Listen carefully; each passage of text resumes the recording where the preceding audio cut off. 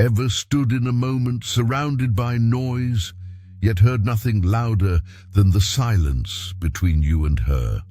That space, charged with tension, filled with glances, laced with mystery, has a voice of its own. And sometimes it says everything words never could. How do you know when a woman is truly drawn to you? Not out of politeness, not out of habit, but from that deep, magnetic pull of the heart. We've been taught to listen to what people say. But what if the truth you seek doesn't live in her words at all? What if it lives in the way her hands fidget when you enter the room, in the soft brush of her hair behind her ear when you pass by, in the way her laughter comes too quick, too honest, too unguarded? These moments, these quiet tells, are the true language of connection. There's a saying in Stoic wisdom: if you are distressed by anything external, the pain is not due to the thing itself, but to your estimate of it. Marcus Aurelius. Likewise, if you're confused by someone's feelings, it may not be that she's hiding them. It may be that you're looking in the wrong place. This video isn't about tricks or games. It's about awareness. It's about sharpening your senses to feel the subtle shifts in energy, the ones that whisper rather than shout. Because a woman who is truly drawn to you will speak in the language of her body, her gaze, her nervousness. And if you can listen, really listen, you won't just understand her, you'll understand yourself better too. Maybe you're at a point in life where you're done with guessing. You want clarity. You want to know if what you feel is returned. Or maybe you're simply tired of missing the signs that someone cared, only to realize too late. This isn't just about romance. This is about human connection at its most vulnerable and honest. Today, we'll uncover 8 signs, real, grounded, emotionally intelligent signs that show a woman is silently, profoundly attracted to you. These aren't the tropes you see in movies. These are the signs rooted in everyday moments, the kind that pass unnoticed by most, but mean everything if you know how to see them. If you find something in these words that resonates, if it makes you pause, reflect, or smile, consider giving this video a like, subscribing to Stoic now, and leaving a comment below. Your voice might help someone else see their truth a little more clearly. So let's step into the quiet together. Let's tune in to what isn't being said and recognize the language of the heart when it's spoken softly but clearly. Number 1. She gets nervous. Around you, there is a unique language the heart speaks when it cannot find the courage to translate its feelings into words. It trembles through fingers, shifts restlessly in a seat, stammers across syllables, and paints cheeks with a sudden flush. This language is nervousness, raw and unrehearsed. And when it arises in the presence of someone we're drawn to, it becomes a quiet storm, subtle yet telling, restrained yet deeply revealing. Imagine for a moment, you're sitting across from someone you barely know but somehow already feel connected to. There's no script, no mask, just 2 people sharing space. And she's laughing at your stories, sure, but there's something else happening too. Her fingers twist a strand of hair, her eyes glance away and back again. Her words sometimes tangle and trip. These are not flaws. They are flares. They are signals that something within her is stirring, a mixture of excitement, vulnerability, and hope. She wants to be seen, truly seen, but the gravity of your presence stirs the still waters of her emotional world. Nervousness in the presence of someone you're attracted to is not a sign of weakness. It's a testament to how much your presence matters. Seneca once wrote, "No man was ever wise by chance." In the same way, no heart ever stutters by coincidence. When someone feels they are standing before a person who could matter, who could change something inside them, their body often reacts before their mind fully understands why. This nervous energy is not theatrical. It doesn't shout or demand attention. It moves like a soft breeze before a storm, rearranging internal landscapes. There's a sacred awkwardness in that moment, a dance between the soul and the body where sincerity overrules confidence and truth leaks out in the form of a shaky laugh or a hesitant smile. When a woman feels nervous around you, it's not because she lacks strength. It's because in that moment her heart is stretching beyond its comfort zone, daring to hope that maybe, just maybe, you see her too. The Stoics teach us to remain steady amidst chaos, but they also remind us to observe the nature of things. Marcus Aurelius wrote, "The soul becomes dyed with the color of its thoughts." Nervousness is the color of tender thought, of possibility wrapped in uncertainty. When someone fidgets around you, don't look away. Don't judge. Witness it. Hold it gently. Understand that you are seeing something sacred, the heart trying to speak before the mouth can catch up. I remember a moment years ago. A woman I had only just met, smart and self-assured in every setting, suddenly grew silent in conversation. She bit her lip, avoided my gaze, played with her watch strap. I thought I had said something wrong, but over time I came to understand I had said something right. I had touched a truth in her she wasn't ready to admit. Her nervousness wasn't rejection, it was resonance. And from that awkward silence bloomed one of the most honest connections I've ever known. We live in a culture that often confuses confidence with sincerity. But sometimes the most profound expressions of affection are clothed in clumsy gestures. Blushing isn't a failure of composure, it's the body's way of revealing the depth of a soul. So when a woman shifts in her seat, fumbles for words, or laughs a little too hard at your joke, don't be so quick to dismiss it. Beneath that surface is a vulnerability that speaks volumes. The beauty of nervousness lies in its honesty. It doesn't pretend, it doesn't perform, it simply is. And that is what makes it so rare, so human, and so worthy of reverence. In those moments, you are not just witnessing attraction, you are witnessing courage. Because to be nervous is to care deeply. To fidget is to feel. And to feel in a world that so often encourages numbness is the most radical act of all. Number 2. She adjusts her appearance in your presence. There's something sacred in the quiet preparation we make before stepping into the presence of someone who matters. It's not always dramatic, a new haircut or a daring outfit. Sometimes it's as simple as a hand brushing through hair, the subtle straightening of a blouse, a glance into a mirror that lasts a heartbeat longer than usual. These moments, though small, are soaked in intention. They are silent signals of significance, and when a woman adjusts her appearance in your presence, it is not vanity, it is vulnerability dressed in grace. In a world constantly demanding we be ourselves. It's ironic how much effort goes into that becoming, but that effort isn't false, it's an offering. Marcus Aurelius once wrote, "The soul becomes dyed with the color of its thoughts." And in those little gestures of grooming, of tending to the outward self, you are witnessing an inward thought blooming. I care what you see. I care how you see me.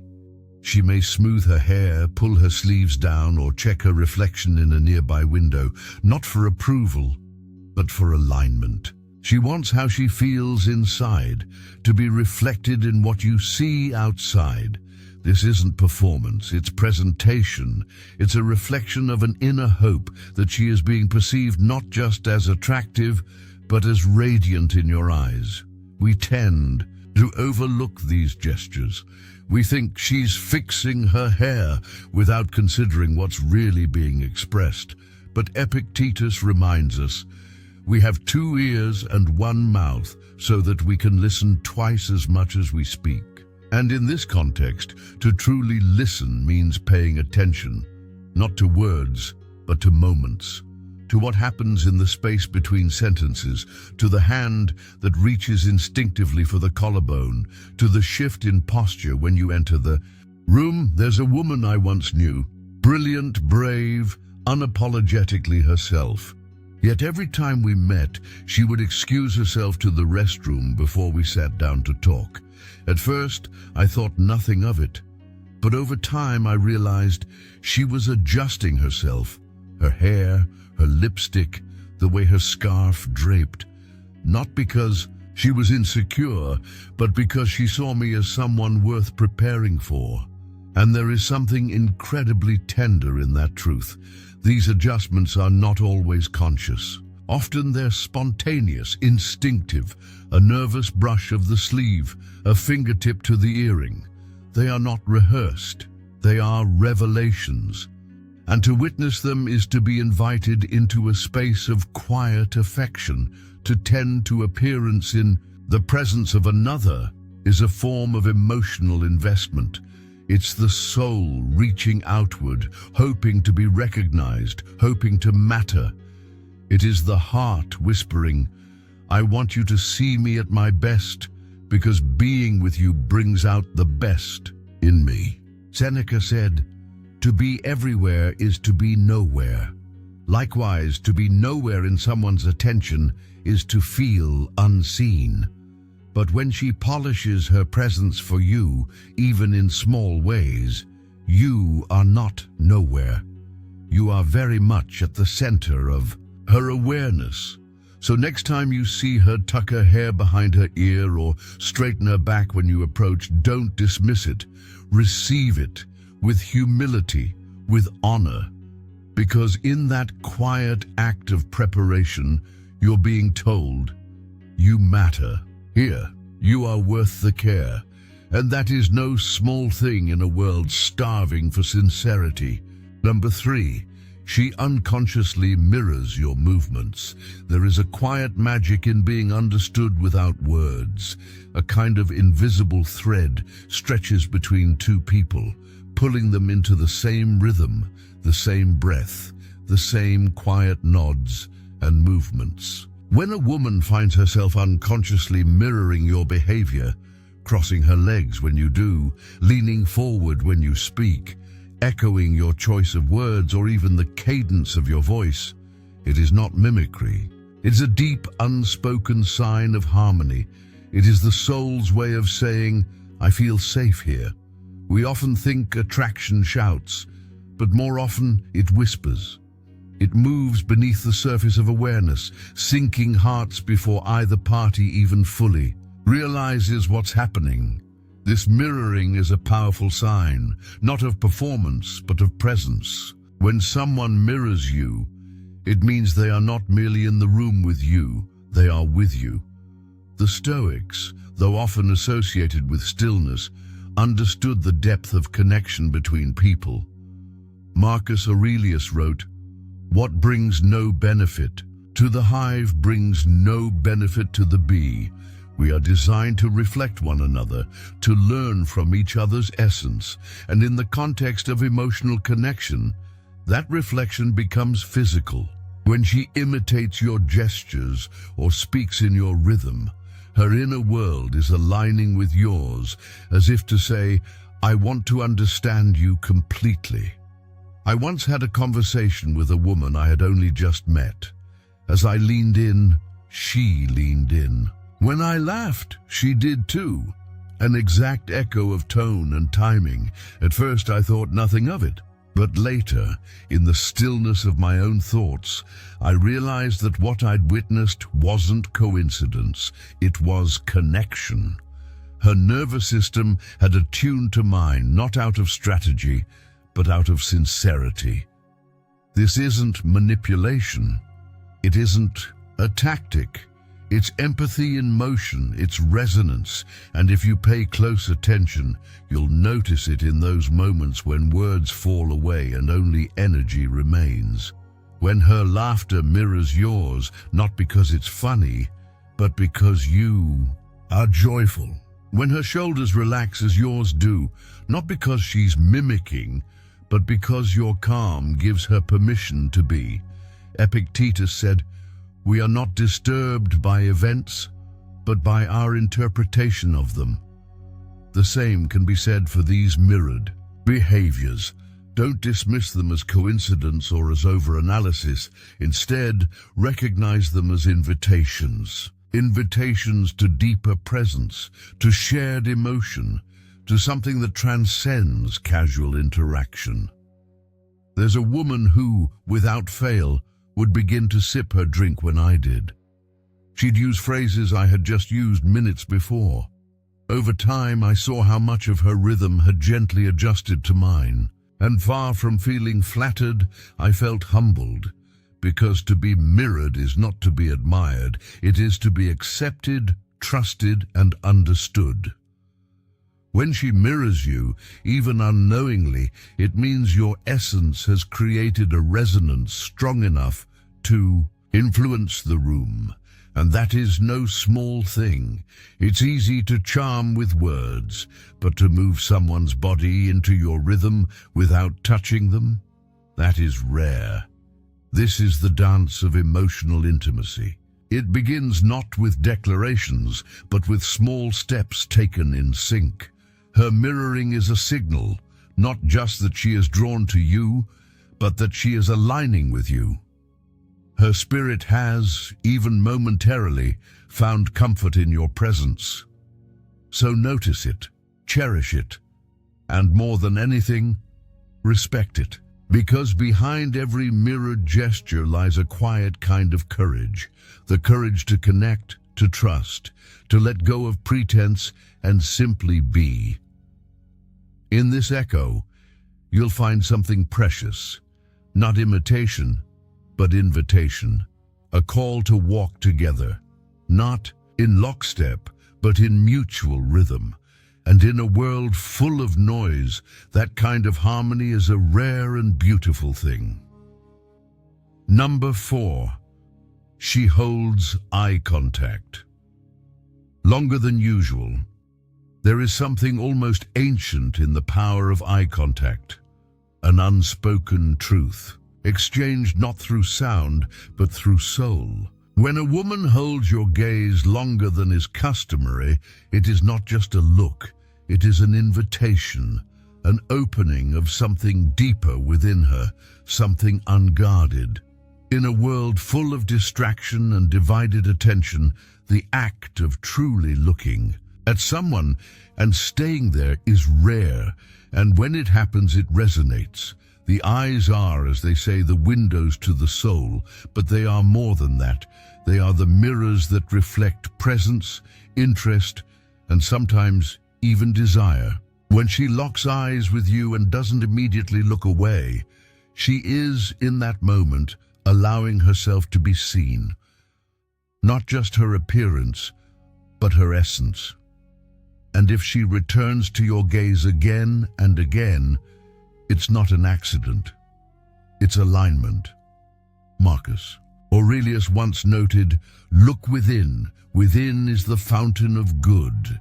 In those sustained moments of eye contact, you are witnessing that inward fountain rising to the surface. Her attention isn't casual, it's conscious. She's not scanning the room or waiting for her turn to speak. She is with you, fully.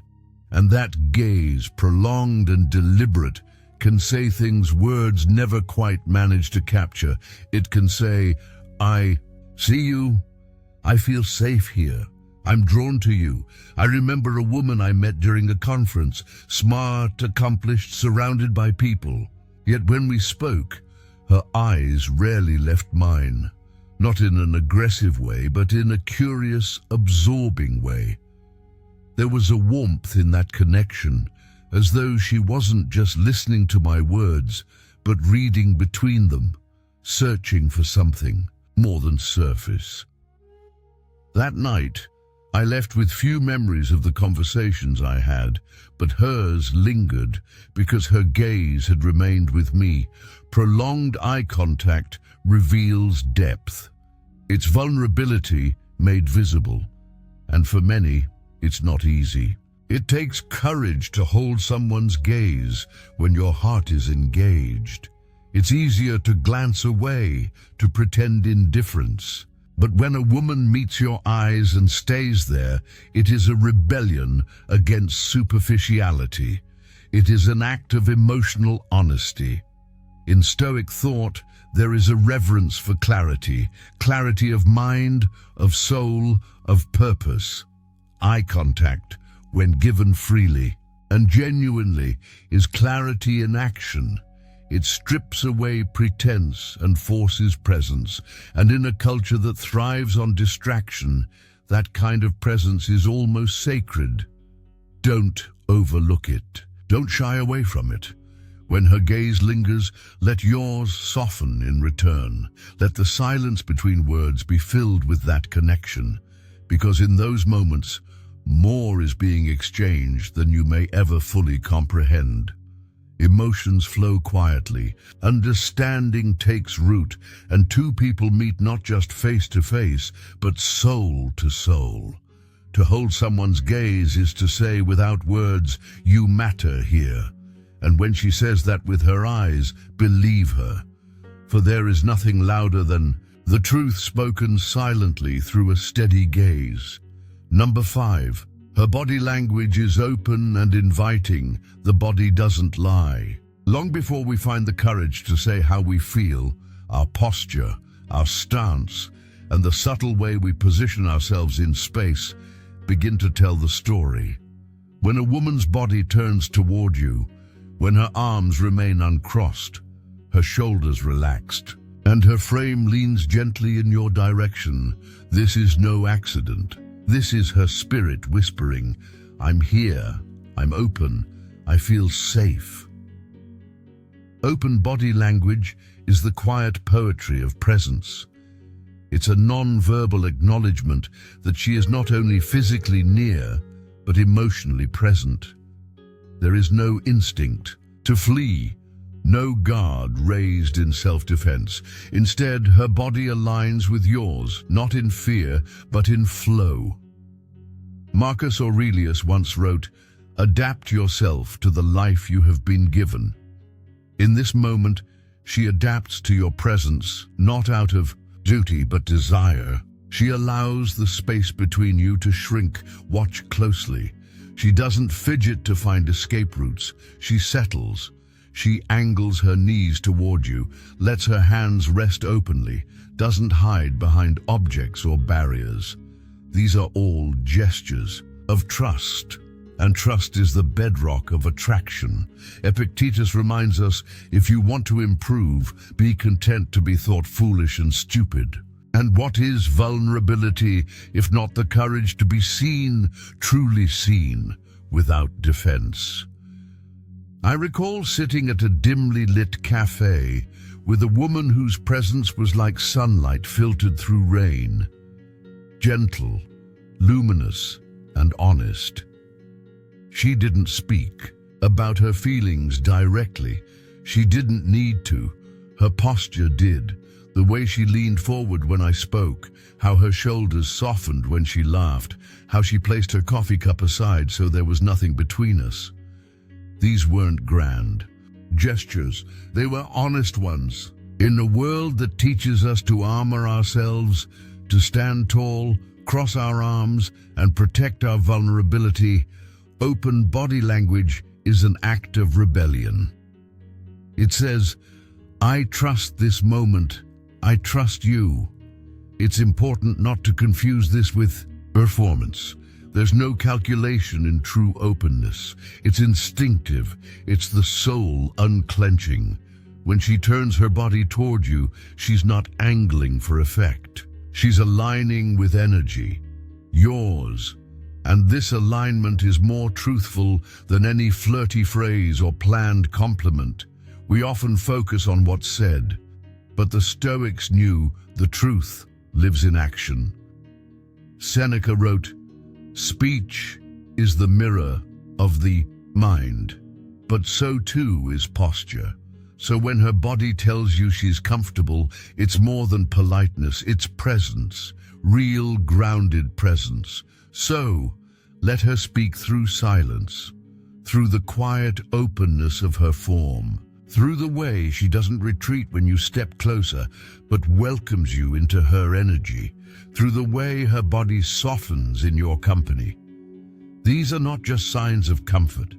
They are sacred confirmations that you are a space where she can breathe.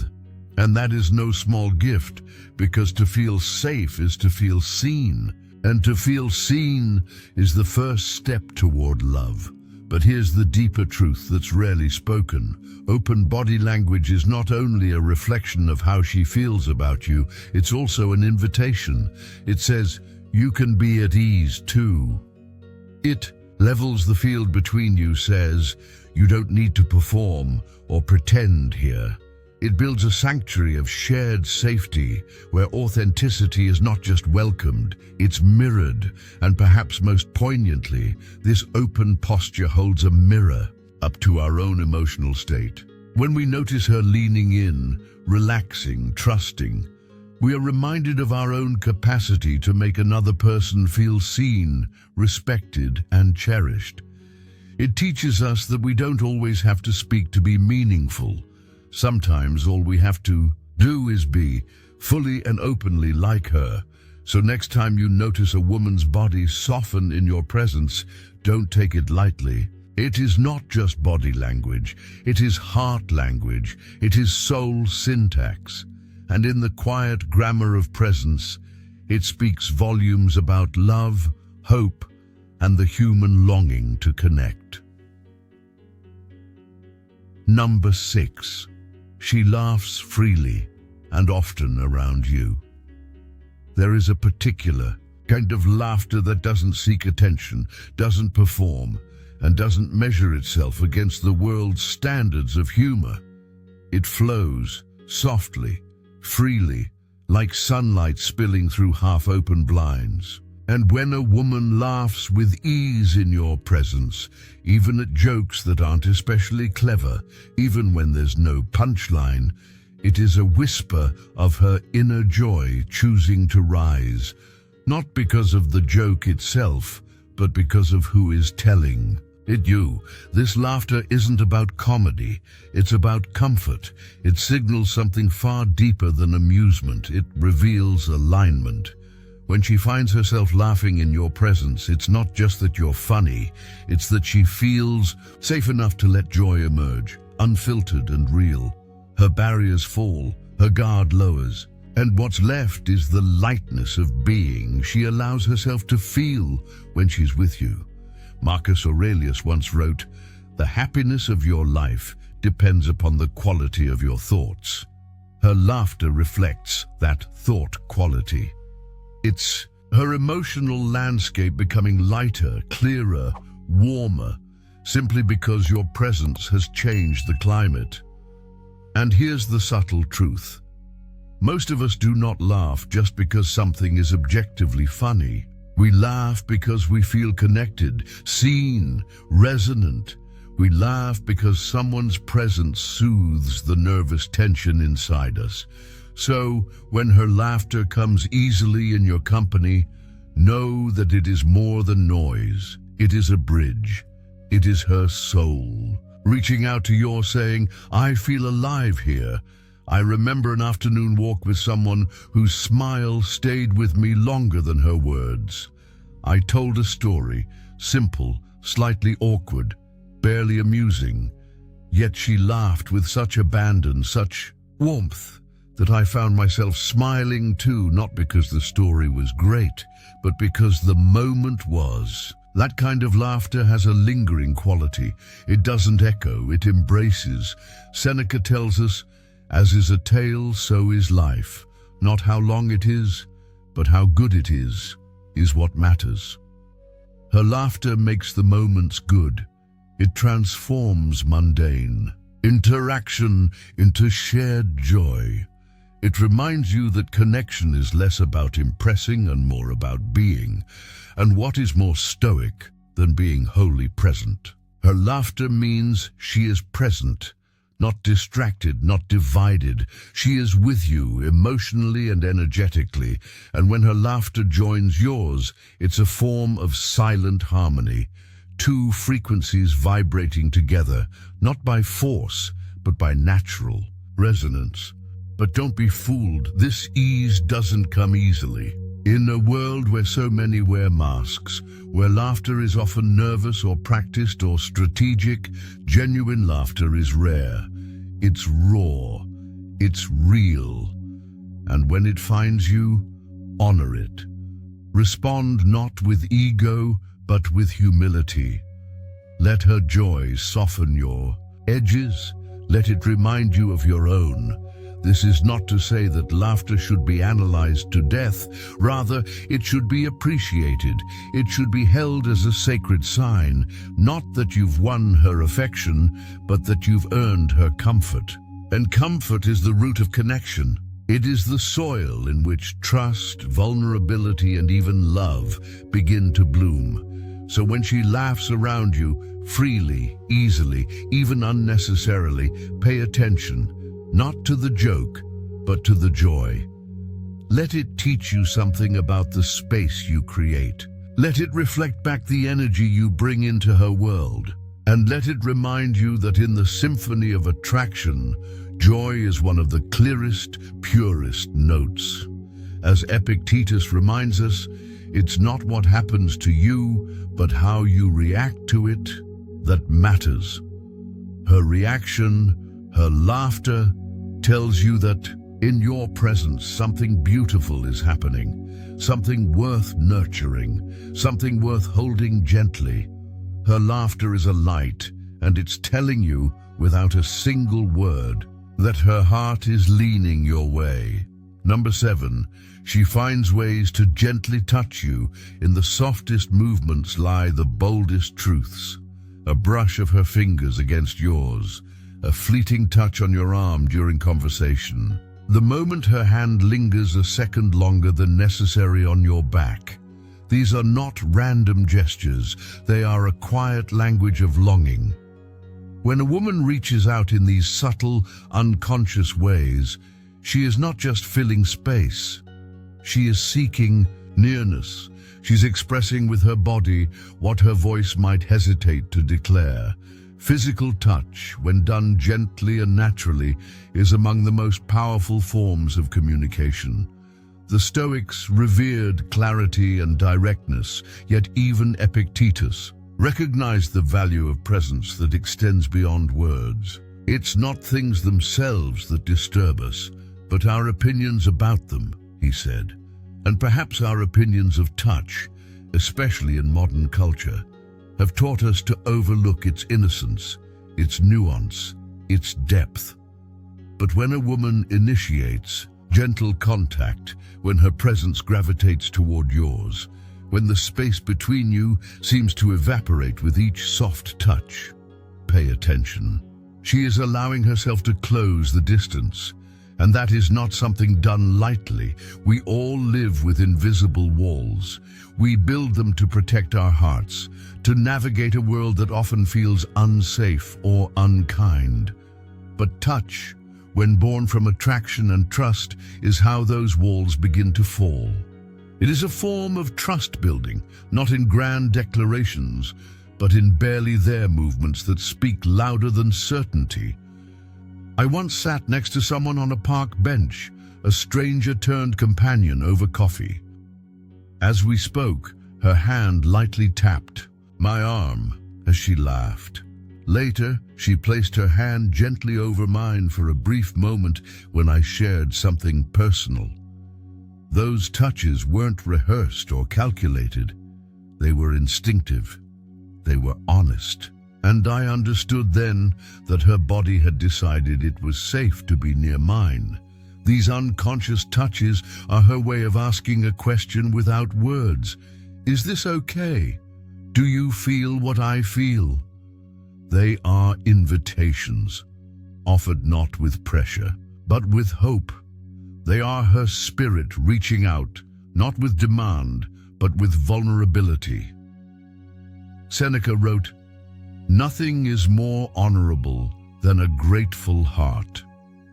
These touches, small and silent, are moments to be grateful for, because they come from a place of risk, of courage, of quiet affection, and the beauty of such gestures is that they don't scream, they whisper, they echo.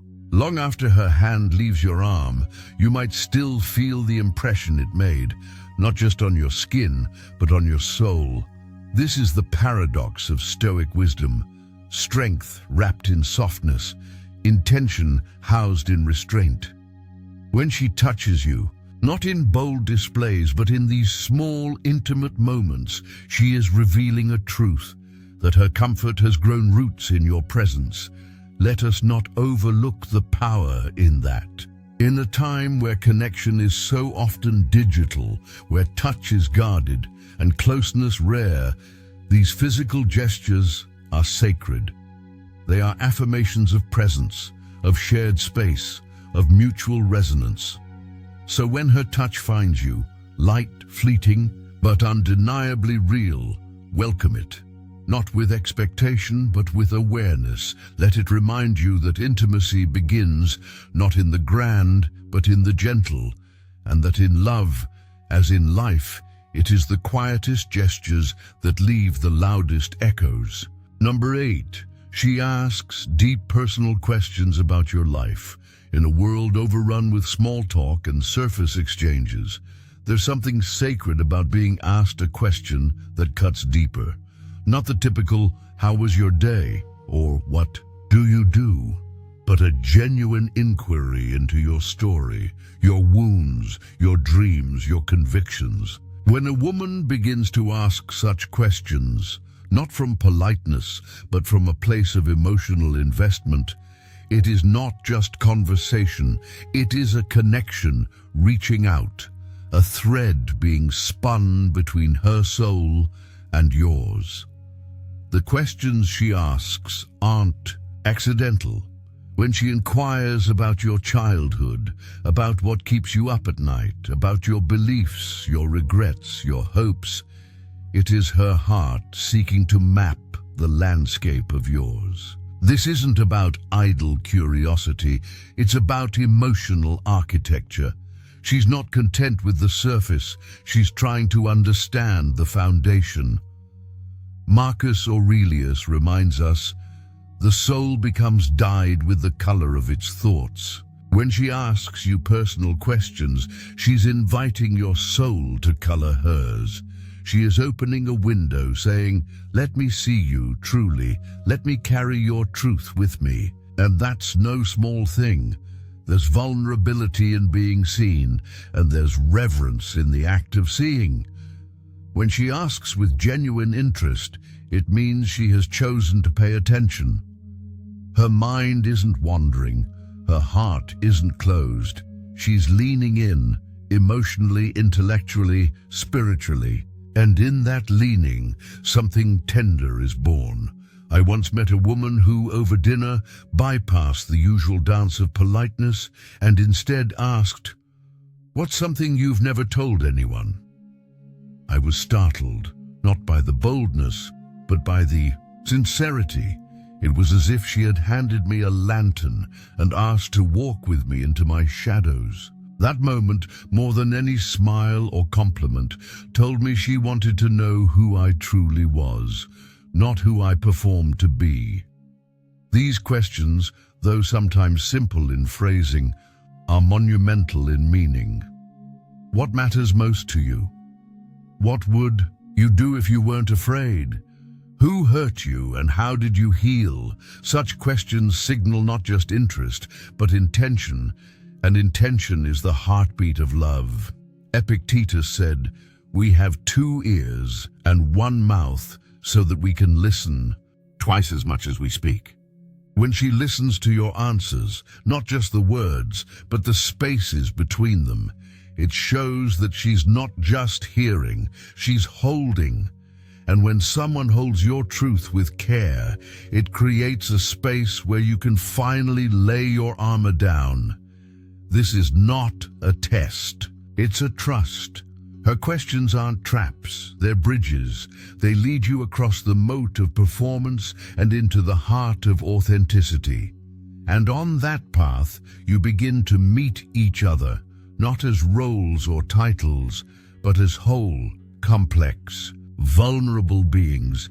We often chase chemistry, the spark, the thrill, the heat, but questions are the roots. They go deep. They hold strong. They're how we know something is worth growing. So if you find her asking you the questions that matter, the ones that make you think, pause, reflect, don't brush them aside. They are not distractions. They are devotions. Her questions are how she tells you, "I want to know your soul." And when someone says that without saying it, you do well to listen. Not just with your ears, but with your heart. Final reflection. At the heart of everything we've explored today lies one timeless truth. The deepest connections are often the quietest. They unfold not in declarations, but in gestures. They bloom in the stillness between words, in the tremble of a glance, in the laughter that escapes before she can control it. And now, perhaps more than before, you see it clearly. You've walked with me through 8 signs, each a brushstroke on the canvas of attraction. Her nervous energy, the unconscious mirroring, the way she straightens her posture when you're near. These are not just behaviors, they are stories. Each one whispers of interest, of vulnerability, of a desire that cannot quite be named, but aches to be known. We often ask for certainty in love, but life, like Stoicism, teaches us to make peace with the uncertain, to find clarity not in control, but in observation. And if you've truly been watching, not just the screen, but the reflections in your own life, you've likely remembered a moment or two when these signs were present. Perhaps they were unnoticed then, but now they echo. Marcus Aurelius once wrote, "Accept the things to which fate binds you, and love the people with whom fate brings you together, but do so with all your heart." It is with that heart, open, brave, receptive, that you must see these signs, not as proof to grasp, but as gifts to witness. Because love, real love, begins when we stop demanding and start understanding. There's peace in this awareness, in no longer needing grand confessions to feel seen, in knowing that presence, energy, and small acts of intimacy carry weight. The woman who touches her necklace when you speak, who asks what shaped your beliefs, who walks a little closer than she needs to. She's telling you everything you need to know.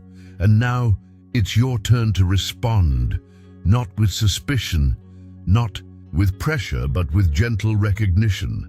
To meet her signals with stillness, with curiosity, with grace.